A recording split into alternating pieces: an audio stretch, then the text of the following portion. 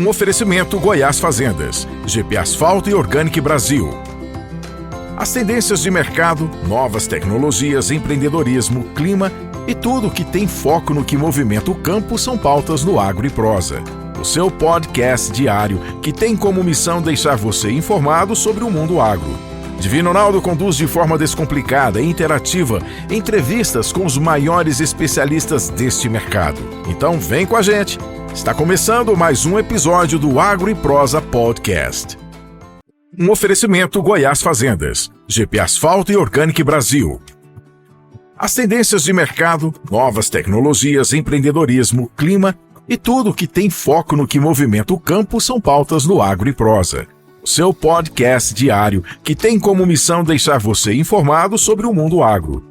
Divino Ronaldo conduz de forma descomplicada e interativa entrevistas com os maiores especialistas deste mercado. Então vem com a gente! Está começando mais um episódio do Agro e Prosa Podcast. Hoje eu quero falar com você que é pai, com você que é mãe, para você que tem uma preocupação com aquilo que está acontecendo com seu filho na escola. O que é que seu filho está aprendendo? Como é que é o material escolar do seu filho? Eu vou conversar com Carolina Barreto, diretora de comunicação da Associação De Olho no Material Escolar. Que bom falar com você. Eu que agradeço. Muito obrigado por proporcionar esse tempo precioso para mim, para minha audiência, para falar de um tema tão relevante. O que está acontecendo com o material escolar da criançada? Obrigada mais uma vez por estar aqui. É um prazer para nós e um prazer para mim representar o De Olho no seu programa e na sua audiência. O que está acontecendo é o que está acontecendo em várias esferas da nossa humanidade. Chama abuso. Abuso de poder, abuso de informação, abuso de uma série de coisas.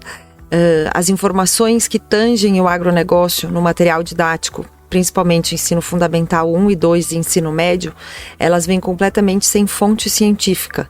Elas são baseadas em artigos de revista e jornais, elas são baseadas em campanhas de ONGs e elas não têm nenhuma veracidade científica. E as crianças acabam aprendendo através desses exemplos e tendo uma tendência, digamos, a acreditar que o agronegócio não é legal, não é bom e que o produtor rural é o lobo mau da história da Chapeuzinho Vermelho. Carolina, a quem interessa essa desinformação? A quem não gosta do nosso setor.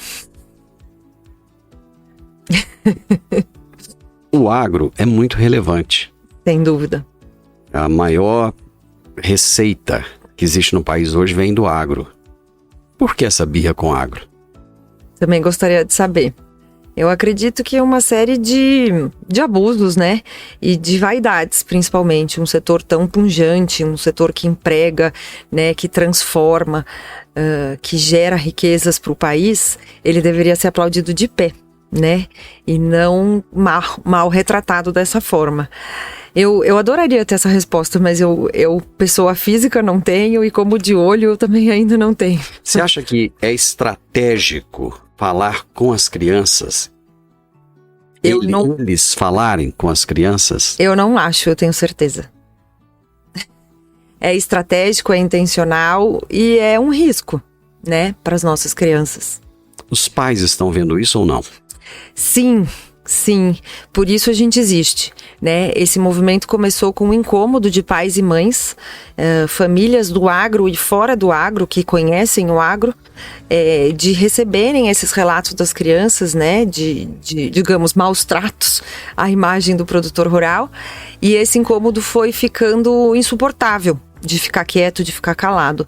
Então essas famílias se uniram, então através de um movimento da sociedade civil, o De Olho no Material Escolar se organizou e começou a levantar esses exemplos de cartilhas, de apostilas no material didático contendo essas informações. Isso gerou um dossiê enorme aí, com mais de sei lá quantas mil páginas, vários exemplos de matérias diferentes, inclusive não só história e geografia, mas português, matemática, ciências, biologia, né? Além da história e da geografia.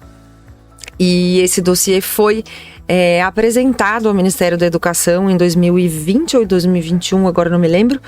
E o Ministério da Educação nos respondeu, mas se não está certo, se está errado, qual é o certo? Qual é a informação verdadeira? E a gente, pois não vamos validar essas informações com fontes científicas, porque é isso que a gente está pedindo. Se o governo, que é dono da Embrapa, não sabe qual é a informação científica ou onde buscar a informação correta sobre o próprio setor, a gente fez isso para eles, né? Muitas vezes quem prepara o material didático são instituições que atendem a escolas particulares, por exemplo, né? Essas instituições, elas não deveriam ter nenhum cunho ideológico ou político. Vocês já conversaram com as instituições que preparam esses materiais? Eu vou te citar um exemplo. Aconteceu aqui em Rio Verde no ano passado. A mãe pegou o material escolar de um filho e tinha muitas informações equivocadas sobre o agronegócio. Foram conversar com a escola falou, mas nós compramos o material de determinada instituição. Onde fica essa instituição? Fica em Recife. Ou seja, uma instituição que está lá em Recife, está falando do agronegócio que não está ali no litoral, né? Muitas vezes falando de algo que não se conhece. E os pais estão pagando por esse material escolar, estão comprando esse material escolar. Vocês já foram até essas empresas, até essas instituições conversar com elas? Sim, já fomos. Esse foi o segundo passo já de um trabalho formalizado como associação, porque esse primeiro que eu te contei foi feito ainda quando era um movimento da sociedade civil e não uma associação. Nós nos apresentamos para o setor educacional através de uma feira em São Paulo, que chama Bet Educar. É uma feira, como se fosse a Tecnoshow da educação em São Paulo. E ali a gente conheceu os grandes grupos da educação que fazem o conteúdo das apostilas para vários grupos educacionais, várias instituições, como você falou. E esse foi um relacionamento que partiu uma iniciativa nossa, né, do De Olho no Material Escolar, e que tem dado os bons frutos, né, porque eles também são contratados pelo governo federal para fazer o conteúdo das cartilhas e das apostilas. Existe uma base nacional comum curricular, que é o governo que determina quem estuda o que em qual idade, e existe um programa nacional do livro didático, que é um edital aberto a cada 5 anos. Então essas editoras, essas empresas também prestam serviço para o governo e para escolas particulares. Então a gente se aproximou deles, se apresentou e os convidou para conhecer o agronegócio de várias maneiras, seja participando de uma visita guiada numa fazenda, numa agroindústria ou numa feira como essa, né, que a gente está aqui hoje, no estado de São Paulo, também teve no Mato Grosso, e a gente começou a estreitar essa relação desde então. Faz 1 ano que a gente vem trabalhando, construindo essa ponte junto com o setor educacional. Quando eu era criança, tem pouco tempo isso. Eu também. Mentira, tem muito tempo. Eu adorava ler gibi. Geralmente, o fazendeiro no gibi era um cara gordo, sem gordofobia aqui, gente. Eu tô retratando aquilo que acontecia, né? Era um senhor, bem tratado. Um senhor muito, muito bem alimentado, né? E o menino da roça, geralmente, era um menino que tinha o pé no chão e um chapeuzinho, né? Você acha que isso já é algo que vem lá daquela época? Tentar denegrir... Meu Deus, que não pode nem falar essa palavra mais, né? Mas... Eu acredito que sim, mas eu prefiro pensar que esse personagem, característica que você tá falando, ele tenha um pouco mais de poesia, um pouco mais de ingenuidade lá atrás, quando isso começou. Eu prefiro acreditar que sim. Né? Eu não acho nada, ou eu penso ou eu acredito. Eu prefiro acreditar que sim. Hoje eu vejo isso de forma mais explícita em vários outros materiais que não só nos gibis. Como? Na prática, por exemplo? Nos livros didáticos. Ou até na estereotipia. Eu acho que o agro, durante muito tempo, por erro nosso e por falta de conhecimento em comunicação mesmo, sustentou a figura do caipira. Né?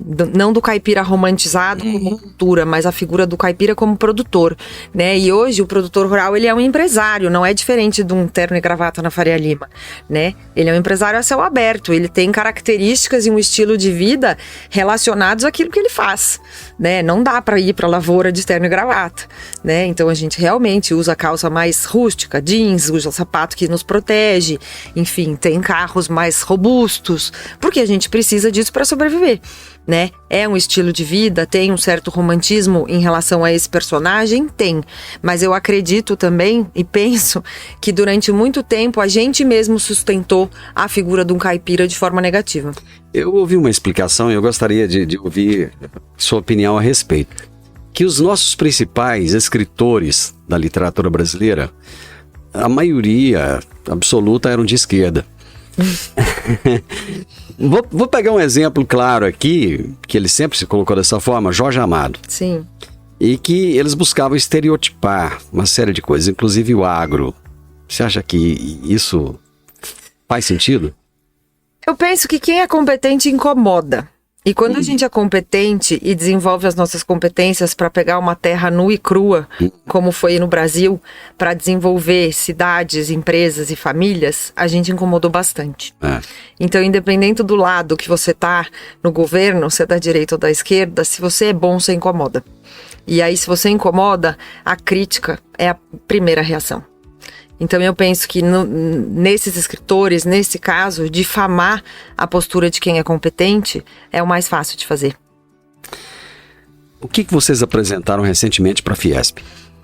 Os resultados do trabalho contratados pela associação da FIA, que é a Federação Instituto de Administração da FEA da USP.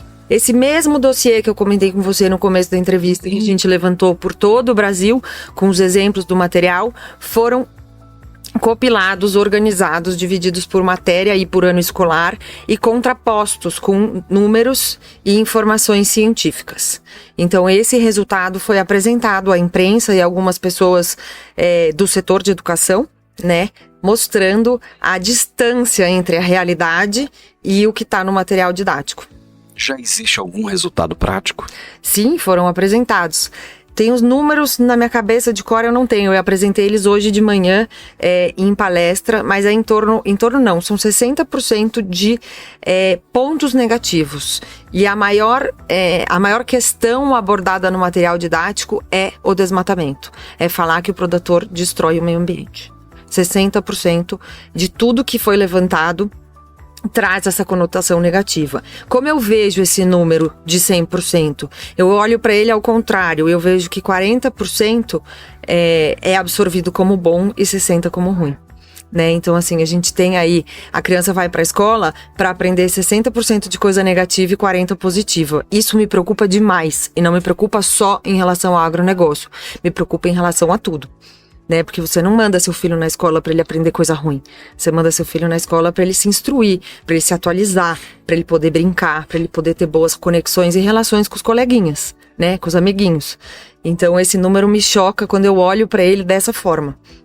Numa época em que a informação é muito rápida, tudo muda numa velocidade muito grande, principalmente para essa moçadinha nova, essa criançada que já nasceu nessa era digital, o material escolar leva 1 ano inteiro, até 2 anos, para ser reformulado. Não é muito tempo, não? É muito tempo. E isso é dentro do esquema do governo, mas escolas particulares e digamos, livros paradidáticos podem fazer isso imediatamente. E já está acontecendo? Já tem livro, por exemplo, já tem livro atualizado, mostrando a realidade, ao invés de mostrar essa visão distorcida? A gente tem, dentro do trabalho da associação, né, que é o que eu conheço, que eu posso falar, a gente já tem 2 editoras que já revisaram o material e já fizeram novas publicações. Vocês têm um projeto que se chama Vivenciando a Prática. O que é o Vivenciando a Prática? O Vivenciando a Prática é uma experiência junto ao agronegócio. Ele pode acontecer dentro de uma propriedade, ele pode acontecer dentro de uma agroindústria, uma concessionária de máquinas, por exemplo, e ele pode acontecer dentro de uma feira como essa. Então, é trazer alunos, só que recebê-los de maneira coordenada, com uma inteligência. Como assim? Não é só uma visita, é uma visita guiada, onde esses educadores, professores e alunos vão conhecer o agronegócio com começo, meio e fim. Então é uma inteligência que a associação desenvolveu para receber esse pessoal, mostrando o agronegócio em cima de 3 pilares, né? o sistema produtivo em si, produzir é uma questão econômica, a gente vive numa sociedade capitalista, qualquer bateção de pé ou não querer que isso seja verdade é infantil, porque esse é o sistema que a gente vive, que o mundo globalizado também reforçou, né? Então a gente vive no mundo capitalista, então todas as atividades, elas têm que dar lucro. Não necessariamente elas precisam destruir, não necessariamente elas precisam maltratar as pessoas, mas elas têm que dar lucro, é uma atividade econômica. Na verdade, até os países socialistas são capitalistas, no fundo, né? Então, há controvérsia sobre esse socialismo aí. O socialismo burguês, né?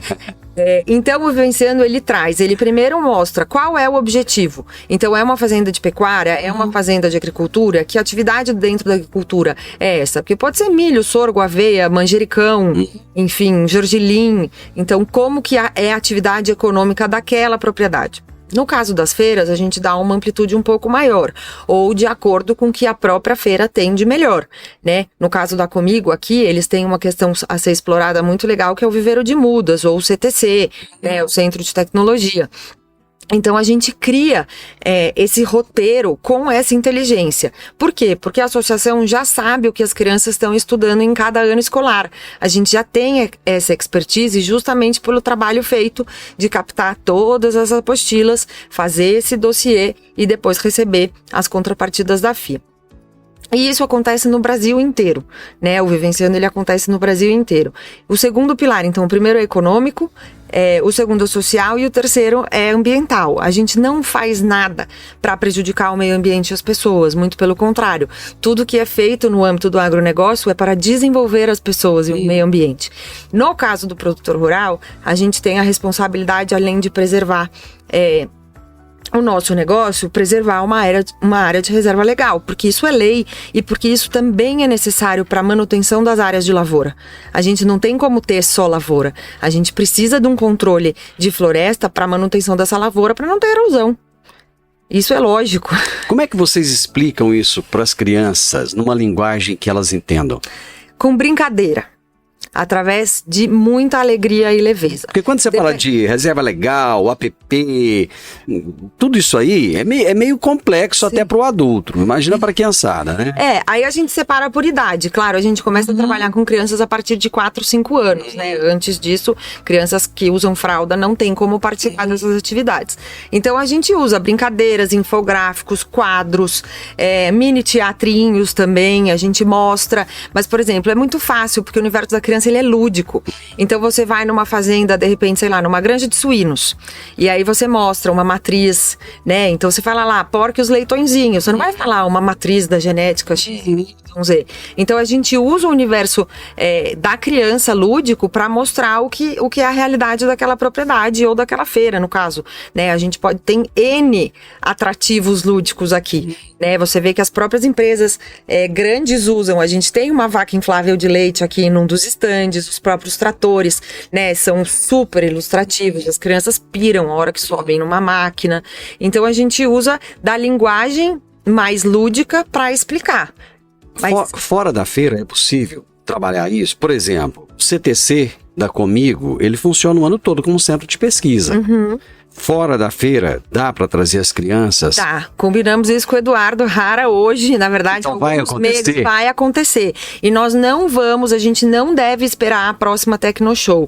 A ideia é fazer já no segundo semestre, 1 ou 2 ou 3, conforme viabilidade aqui da equipe de vocês, para a gente trazer esses alunos, não do município e quem sabe da região. Tanto da rede particular como pública. Ok. Perfeito. Esse é o objetivo. Estudante. O que é a Agroteca? A Agroteca é a biblioteca virtual do De Olho, onde a gente traduziu todo esse material levantado pela FIA, está traduzindo ainda porque ela não está pronta, em linguagem didática e paradidática, para professores, pais, alunos e sociedade civil em maneira geral. Porque um dos questionamentos que a gente recebeu do setor educacional é muito difícil escrever sobre o agronegócio porque nos faltam fontes. E para nós que somos do setor, fala, gente, mas como assim? Nós temos a Embrapa, né? É o único país no mundo que tem Embrapa. Que tem Embrapa, né? Mas, realmente, se você é professor do ensino médio ou do ensino fundamental e sentar no seu computador e procurar alguma coisa na Embrapa, é muito difícil de entender. Nós temos essa linguagem inserida no nosso dia a dia, nós temos esse conhecimento. Os educadores não têm. Então, realmente é muito difícil. E aí, é muito mais fácil, muito mais rápido para você cumprir um prazo de produção de uma cartilha, você pegar um artigo de revista, entendeu? Não importando muito a data que ele tenha, né? Se é uma campanha do Greenpeace, se é um artigo de qualquer veículo. Então, é por aí que a coisa vai. E a Agroteca, ela traduz tudo isso em videoaulas, filmes, e-books e artigos mais curtos. Na visão de vocês, do De Olho, existe doutrinação de professores? Ai, como você me aperta! A nossa prosa é isso. Na visão do De Olho, existe uma tentativa desacerbada de não retratar a verdade. O que é o mini mega leitor? Só pra ficar mais Ele claro. bate a sopra, gente, ó, que vocês venham aqui sentar nessa cadeira um dia, vale a pena, é uma experiência de vida.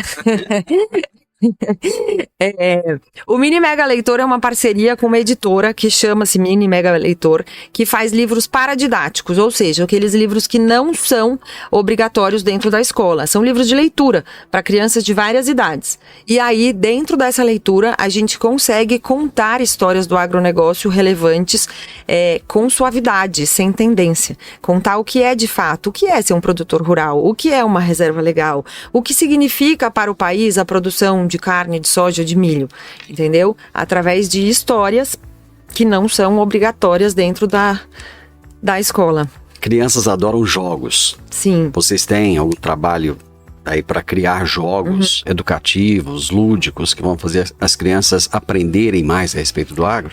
O Mini Mega Leitor, todo livro, ele vem com uma sobrecapa, né? O que tem nessa sobrecapa? Um jogo de tabuleiro, as regras do jogo, de como jogar e indicação de exercícios, que além da leitura e dos jogos você pode fazer. Então são brincadeiras que você pode usar no seu dia a dia, no seu cotidiano, no final de semana, nas férias, baseado nessa leitura e nesse aprendizado dos jogos. Carolina, eu acho que muitos pais estão terceirizando a educação dos filhos para a escola. O que fazer para que os pais abram os olhos em relação a isso que está acontecendo? Você acha, eu tenho certeza. Autorresponsabilidade é a única coisa que a gente pode fazer, né? É voltar um olhar maduro, adulto para esses pais e fazer uma pergunta bem simples. Para que vocês tiveram um filho? Para botar foto no Instagram ou para educar? Porque é um questionamento geral, assim, né, dessa geração que é pai e mãe agora. A gente tem uma disfunção enquanto pais. E aí agora eu falo como dona de um outro projeto, que é um projeto de reabilitação de pessoas usando o ambiente do cavalo, quando me vem um pai ou uma mãe desesperado falando que o filho tem déficit de atenção, que o filho tem déficit de não sei o quê. Não tá me namora isso, não? Porque parece que tá assim, toda criança... Eu não quero desqualificar de maneira alguma, porque às vezes dá a impressão que você está querendo pegar uma situação que existe e dizer que ela é irreal. Não, de maneira alguma, é lógico que existe. Mas não está meio assim, qualquer coisa está com déficit. Porque eu tenho ouvido isso tanto que ou está acontecendo demais, é uma situação de saúde pública até, de preocupação, né? Ou então estão achando demais, que é isso. Eu acho que é as duas coisas. Ah, é? Porque o déficit é de pai e de mãe. Ah, dos pais também? Não, o déficit é da presença do pai e da mãe. Déficit de pai e de mãe. Okay. Déficit da presença do pai presença e do da pai. função de educar de pai e de mãe. Porque a criança vai na escola para aprender, né? A educação básica é em casa. Falar bom dia, boa tarde, por favor, muito obrigado, com licença, é em casa. Não tem como terceirizar isso. Sua responsabilidade, né? Quando você põe um filho no mundo, é sua responsabilidade. Então, a partir do momento que você escolheu ou aconteceu de ter um filho, autorresponsabilidade. Esse é o único antídoto que eu vejo para a situação que a gente está vivendo. Mas isso é uma questão comportamental de saúde pública, né? Por pura falta de maturidade da sociedade. O De Olho tá escalando?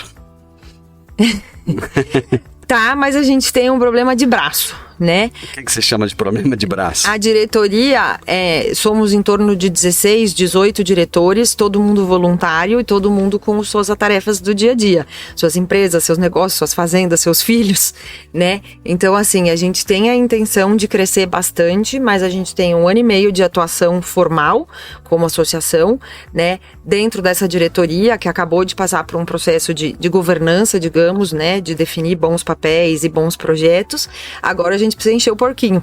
A gente precisa botar dinheiro para dentro para conseguir contratar a equipe e sair propagando isso. Temos também, que funciona muito, o trabalho dos associados local, né? Então, assim, aqui em Rio Verde, aqui em Goiás, a gente tem alguns associados, no Mato Grosso do Sul, no Rio Grande do Sul. Então, assim, esses grupos regionais também funcionam para propagar o nosso trabalho. Mas hoje a gente vive com estamos em todos os lugares, muito felizes e muito gratos, mas a gente ainda quer crescer mais. De onde virá a grana para encher o porquinho? Do agro. Ó, que maravilhoso. De empresas que podem fazer doações através de leis de incentivo fiscal com projetos que a gente faz reverter para a educação.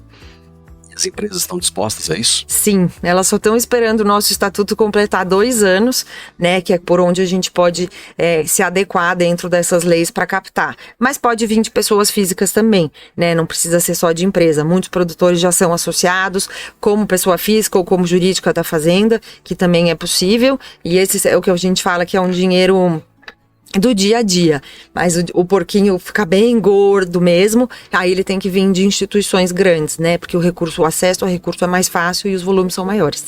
Carolina Barreto, eu tenho visto vocês nas feiras pelo Brasil, eu tenho visto o empenho de vocês, né, o cansaço de vocês em colocar, eu digo cansaço é no sentido das horas que vocês dedicam com tanta energia, mas ao mesmo tempo, com tanto brilho nos olhos, com tanta vontade de mudar essa situação. Obrigado.